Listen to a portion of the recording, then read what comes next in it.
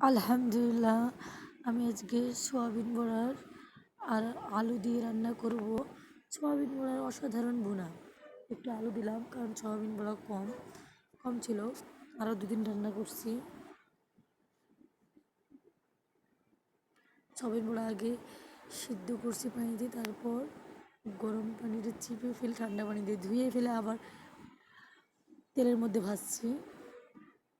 সব কিছু পরিষ্কার করে নেওয়া শেষ, পিসগুলো এখন দিয়ে নাড়াচাড়া করে একটু পানি দিয়ে পিসটা ভুনা করার পরেই আমি আলু দিব। আলু দেওয়ার পর সোয়াবিন বড়া দিব।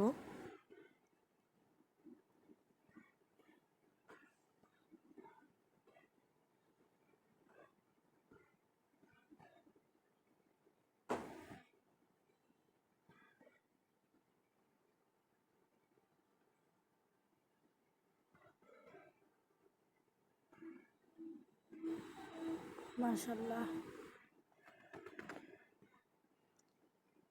একটু পানি দিয়ে ঢাকা দিয়েছিলাম, পানিগুলো শুকিয়ে গেল।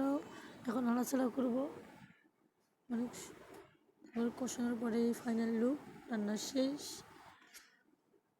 আপনারা বাসায় রান্না করে দেখবেন কীরকম স্বাদ হয়, সেটা আপনারা আমার কমেন্ট বক্সে জানাবেন। বাসায় বাসায় কিন্তু রান্না করবেন, অনেক খেতে ভালো লাগে। আল্লাহ হাফেজ।